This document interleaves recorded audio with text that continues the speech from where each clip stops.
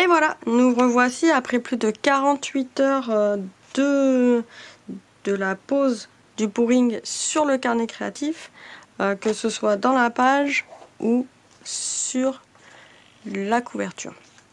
Donc là sur ce carnet tu peux voir que la couleur c'est bien étalé, c'est bien mélangé. On voit plus trop le vert assez intense qu'il y avait. Il a viré un peu au jaune. Les couleurs se sont bien mélangées entre elles parce que si tu veux que les couleurs se mélangent moins et fassent plus d'auréoles, en fait il faut mettre une plus grosse quantité une plus grosse couche, une plus épaisse couche de pouring et de mélange en fait. Là sur la tranche tu peux voir que ça reste assez souple. On n'a pas le marquage qui peut apparaître des fois sur il n'y a pas de craquelure au niveau de la reliure. Le pouring a cette flexibilité qu'on n'a pas forcément avec tous les mélanges. Là c'est pareil, hein, ça se craquelle pas. Tu vois bien que c'est brillant, ça a rendu brillant. C'est rigolo. Ensuite, si la petite astuce que j'avais à te dire en plus, que j'ai compris que après coup, c'est de protéger les feuilles, parce que là sur la sur la tranche tu vas voir que y a du mélange qui a coulé dessus. Alors ça s'est rapidement ça s'est enlevé, hein, c'est comme si tu avais une reliure à la colle, hein, donc j'ai pu décoller mes feuilles sans problème. Alors la petite astuce que j'avais à te donner avant de couler sur la couverture, c'est de protéger en fait les autres bords. Donc soit, hop là, je vais prendre la feuille, soit tu prends une feuille comme ça pour protéger à l'intérieur et de refermer ici avec des trombones ou des agrafes, et ça t'évite d'avoir des coulures au niveau de la tranche et d'avoir du coup les feuilles collées les unes par rapport aux autres. Ça c'est la petite astuce pour faire les couvertures, mais tu peux voir que la couverture elle reste flexible. Elle garde son comment ça s'appelle, son motif d'origine. D'ailleurs si tu veux rajouter toi du volume supplémentaire, sache que j'ai déjà fait un article sur rajoute de la dimension à ton pouring. En fait ça consiste avec un pochoir, à rajouter de la modeline paste avec ton pochoir et ensuite de mettre ton pouring par dessus. Et alors sur le moment quand tu vas verser, tu vas te dire bah non, la dimension elle y est plus, ça servait à rien, et en fait c'est en séchant ça perd quand même de l'épaisseur et la dimension va apparaître en fait. Donc ça c'est pour la couverture. Moi la couverture je vais la laisser telle quelle, hein. Je vais pas rajouter de motif ou de collage par dessus. Là ce que je voulais te montrer c'était la suite, qu'est-ce qu'on peut faire une fois qu'on a fait une page avec déjà du pouring à l'intérieur qui est brillant mais qui va aussi donner une imperméabilité à certains endroits de la page. Donc on va pouvoir jouer avec ça. Donc là je tourne la vidéo, on est en automne, ça tombe bien, j'ai des couleurs qui sont automnales, donc je vais rester un peu dans la même idée, à tamponner en fait des feuilles dans les mêmes teintes pour montrer les petites feuilles d'automne qui tombent. Donc pour ça j'ai des tampons, alors là ce sont des tampons en caoutchouc, donc il va me falloir un bloc acrylique pour les mettre dessus. Peut-être commencer par une petite feuille, voilà. Et j'ai des différentes encres Memento. Memento, là ce sont des encres, ce qu'ils appellent des encres die. Alors c'est pas pareil que les die de découpe, ça veut simplement dire qu'on a des encres à base de colorant, et donc de colorant et d'eau, ce qui va dire que ça va pouvoir se diluer dans l'eau, que ça va s'accrocher que sur certains supports et pas sur tous.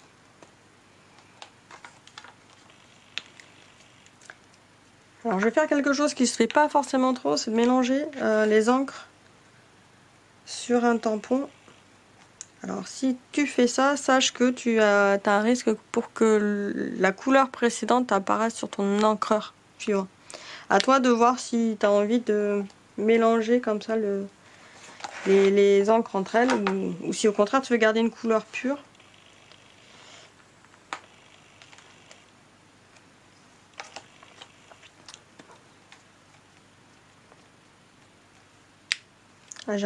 J'ai un peu envie de jouer avec les couleurs vu que on a un joli mélange en fait là de gradients de couleurs. J'ai pas envie que mes tampons soient tous de la même couleur.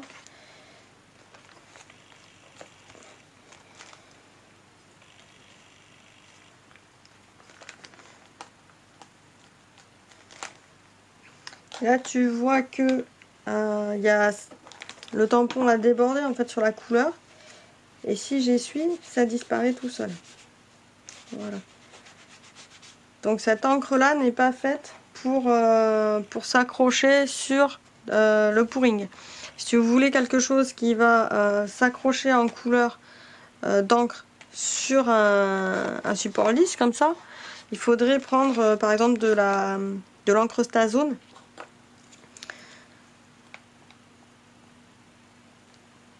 La Stazone est une encre à base d'alcool. Et là tu pourrais largement tamponner, il faudrait laisser le temps de sécher par contre.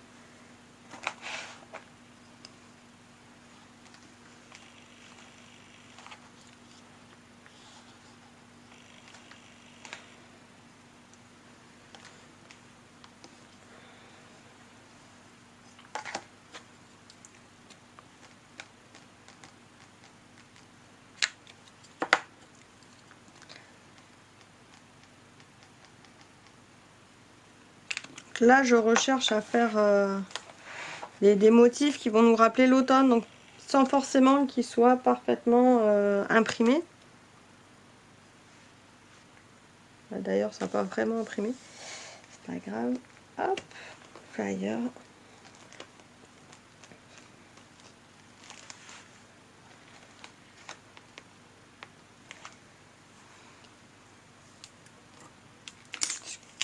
Ce que tu as peut-être remarqué aussi, c'est la présence de petits paquets, de petits grains là qui apparaissent.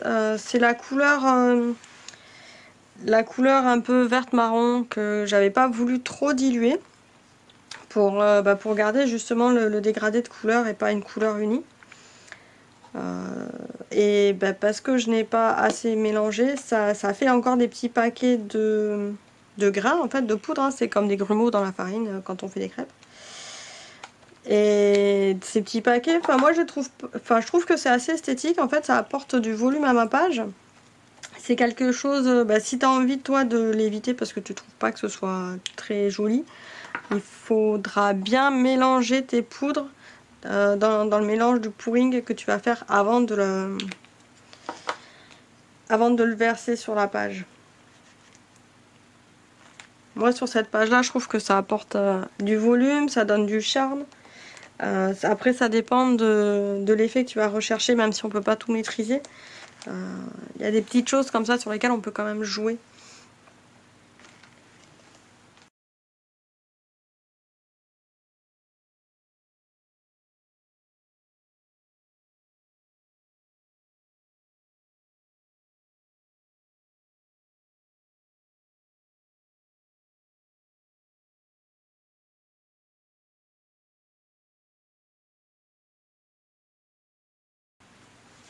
Donc là je peux supprimer l'encre qui va pas s'attacher à la couche de pouring.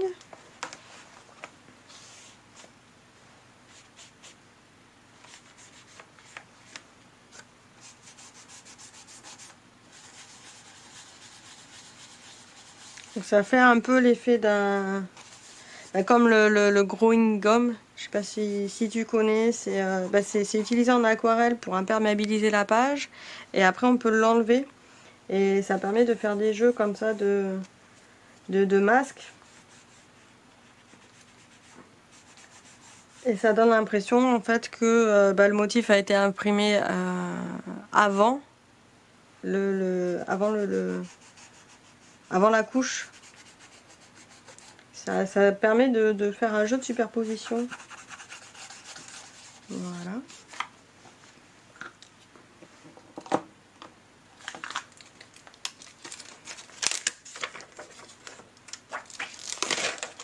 Alors là, j'ai ressorti mes vieux tampons pour cette page parce que c'est... là, c'était des tampons Artemio. Alors, ça fait partie des premières planches de tampons que j'avais quand j'ai commencé le scrapbooking. Et là, pour le tampon de titre, c'est un tampon donc à l'époque, ça s'appelait pas Scrap Plaisir. Je crois que c'était VP Scrap pour vente privée de produits de scrapbooking.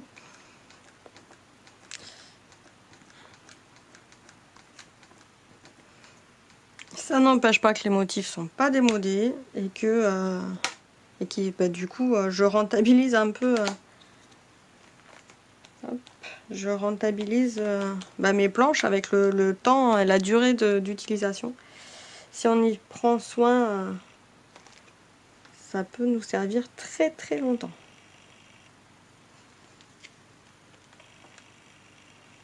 Voilà. Alors là, je prends un poutre marron.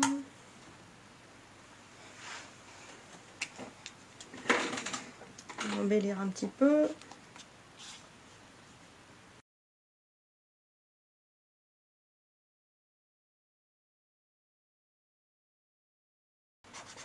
J'ai mon feutre qui est un petit peu fatigué, mon feutre marron. C'est pas grave, là je voulais faire un peu comme des branchages en fait qui vont entourer mon cadre. Donc là tu remarqueras que pareil hein, pour mon feutre, il s'imprime pas sur les gouttes de pouring qu'il y a. Hein.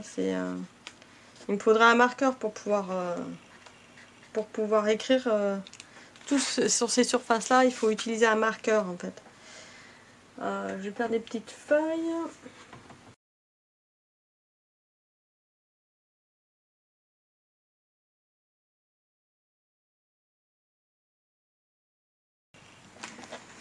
Et voilà.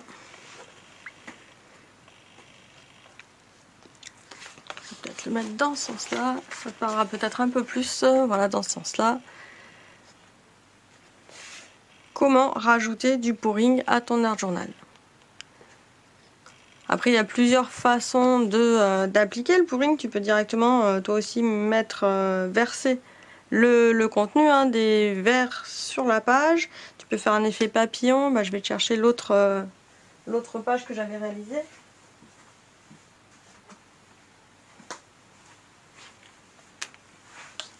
Voilà, sur cette page-là, tu peux voir que j'ai vraiment... j'avais versé en fait le contenu Enfin, c'était un reste d'un tableau d'ailleurs. J'avais passé mon art journal sous les coulures du tableau. Et vu qu'il y avait une bonne quantité, ça avait fait une grosse flaque. Et en fait, simplement en fermant les pages... j'ai perdu ma page du coup. Ça a fait un peu un effet papillon. Ça s'est imprimé sur la page d'en face et ça a permis aussi ce volume, ce volume qu'on voit. Alors que là, on a quelque chose d'assez étiré parce que j'ai fait exprès de racler la page sur le tapis. Ça permet d'avoir des effets différents.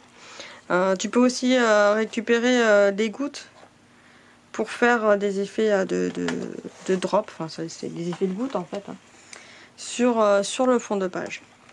Enfin, la dernière petite astuce que je voulais te partager, c'est de nettoyer ton matériel. Alors si tu as quelque chose comme si tu as utilisé un calendrier, si tu prévois d'utiliser un calendrier, là je te dirais on ne peut pas vraiment récupérer, nettoyer le calendrier, hein, c'est quelque chose que je considère comme jetable. Alors on l'utilise plusieurs fois, mais à long terme, une fois qu'il est vraiment sale, on va le jeter.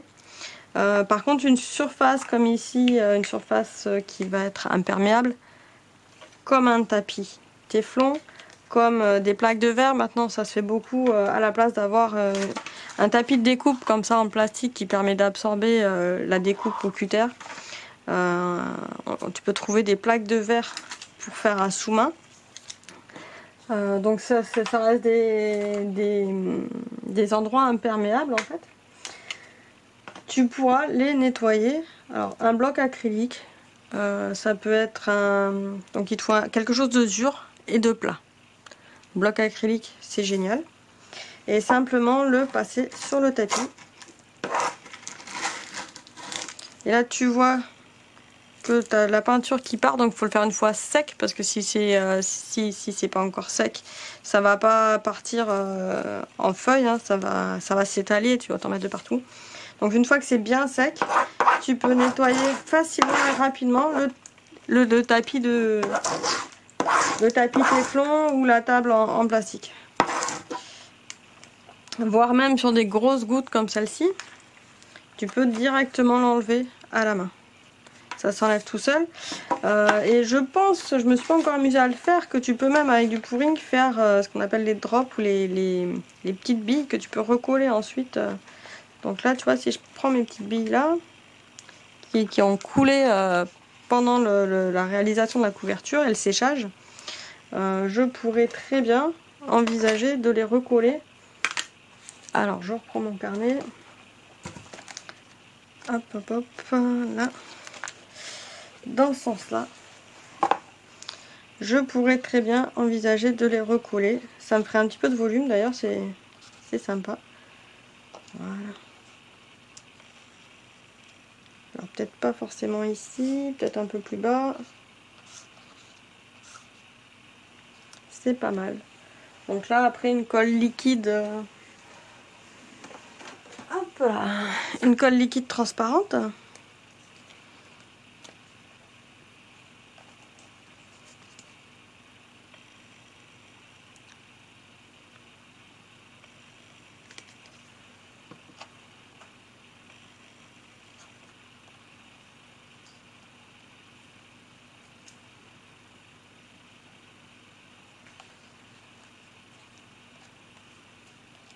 Alors si tu as une pince à épiler, c'est mieux quand même pour le faire, j'avoue.